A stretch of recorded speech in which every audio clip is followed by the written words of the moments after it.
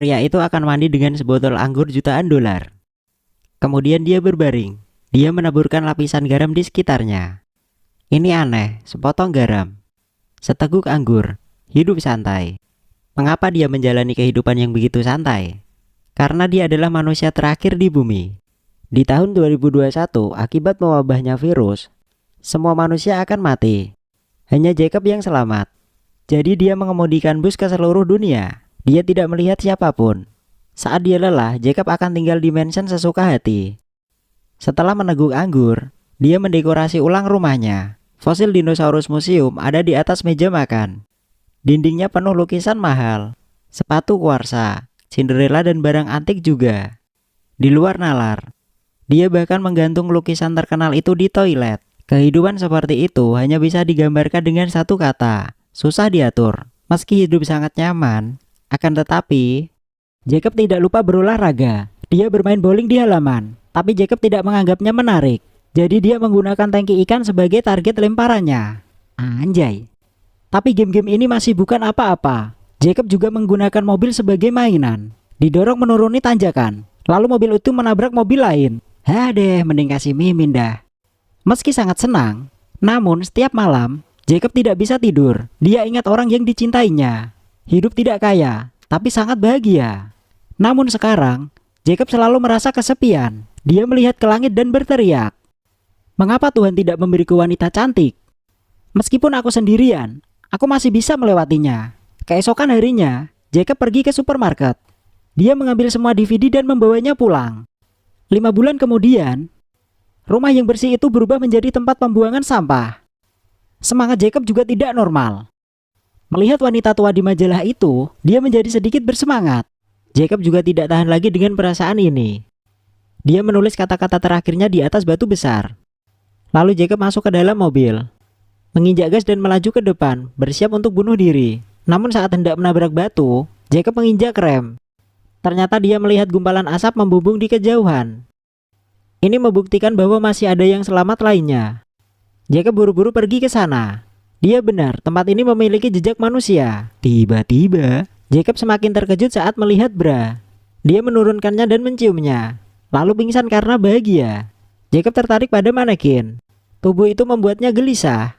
Karena Jacob adalah manusia terakhir di bumi, Jacob belum melihat manusia dalam 2 tahun, apalagi seorang wanita. Jacob menemukan manusia. Ia takjub melihat bra seorang wanita. Jacob dengan senang hati memegangnya di tangannya. Suara seorang wanita datang dari belakang, dan Jacob langsung pingsan. Anjay, padahal baru nyium bungkusnya. Ketika dia sadar kembali, seorang gadis muncul di depannya. Jacob tidak bisa mempercayai matanya. Anehnya gadis itu tidak mendengarnya.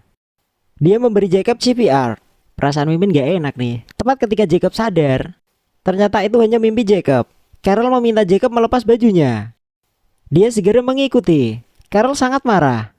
Jika bukan karena pemikirannya tentang generasi berikutnya, mungkin hidup Jacob juga akan sulit dipertahankan. Mereka mencoba mengenal satu sama lain. Satu-satunya pria tampan di bumi, anjay.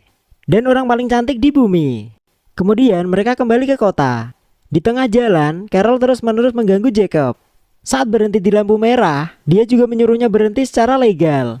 Lah? Ketika berada di tempat parkir, Carol kembali meminta Jacob untuk memarkir mobilnya di tempat yang tepat. Dia ingin hidup Jacob kembali normal. Sebelum Carol muncul, Jacob biasa mengemudi di dalam supermarket. Dia benar-benar tidak tahan lagi dengan Carol. Jacob marah dan membawa Carol kembali ke tempatnya. Tapi Carol muncul di rumah Jacob. Dia mulai bersih-bersih. Ternyata Carol kembali karena ingin punya bayi dengan Jacob dan selamatkan dunia. Tapi Jacob berbicara sinis. Bahkan jika semua orang di dunia ini mati, aku tidak mencintaimu. Udah deh bang, terima aja daripada nggak bisa push rank loh. Tapi Carol tidak peduli. Hari kedua dia muncul lagi. Carol mengambil tomat itu dan memakannya di depan Jacob. Jacob pun cuma bisa ngiler melihatnya. Dia belum makan buah segar dalam 2 tahun. Tapi karena Jacob yang gengsi, harusnya menolak Carol. Namun tak disangka, malam itu Jacob pergi ke kebun untuk mencuri tomat. Scene berpindah ke pagi hari. Saat Carol sampai di rumah, dia bertanya kepada Jacob, "Apakah kamu memiliki nafsu makan yang baik?" Tapi Jacob pura-pura tidak tahu apa yang terjadi. Tapi kulit tomat di jenggotnya tidak bisa berbohong. Seiring berjalannya waktu, Carol masih belum bisa mengubah Jacob. Jacob juga mengubah sikapnya terhadap Carol. Akhirnya saat makan malam, mereka memutuskan untuk punya bayi. Tapi Jacob bilang dia mau mandi dulu. Jawaban Carol mengejutkan Jacob. Aku ingin menikah dulu dan kemudian punya anak. Namun untuk menyelamatkan dunia, Jacob tetap setuju untuk menikahi Carol. Tapi Jacob tidak menyangka kalau dia baru saja menikah dengan Carol. Di tengah jalan mereka menabrak mobil lain. Seorang gadis cantik keluar dari mobil. Tuh kan kecepatan nikahnya.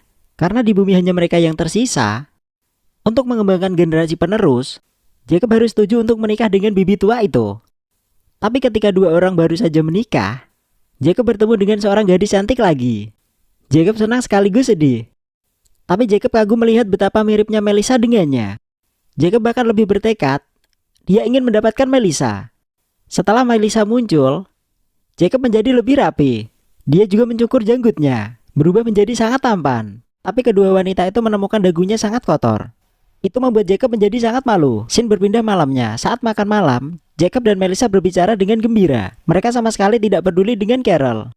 Setelah makan malam, Jacob kembali menolak tawaran Carol untuk memiliki anak. Jacob mengatur waktu untuk kemunculan Melissa. Cie, udah mulai caper nih. Makanya bang, nikahnya tuh jangan buru-buru, santuy. Tampaknya Jacob sudah tahu kalau Melissa mengawasinya. 100 angkatan dalam sehari, tidak ada satupun yang berubah. Scene berpindah, Jacob memberi Melissa sebuah mobil. Carol yang tahu tentang hal itu menjadi sangat marah. Dia punya waktu untuk membeli mobil untuk Melissa, tapi tidak ada waktu untuk memperbaiki pintunya. Untuk menunjukkan dirinya sebagai pria sempurna di depan Melissa, Jacob harus membantu Carol memperbaiki pintu. Kali ini Melissa datang untuk mengundang keduanya ke rumahnya untuk makan malam. Gaskan bang. Itu adalah kesempatan yang sangat bagus, tapi Jacob tidak ingin memberitahu Carol. Lalu dia pergi ke rumah Melissa sendirian. Jacob mulai menggoda Melissa.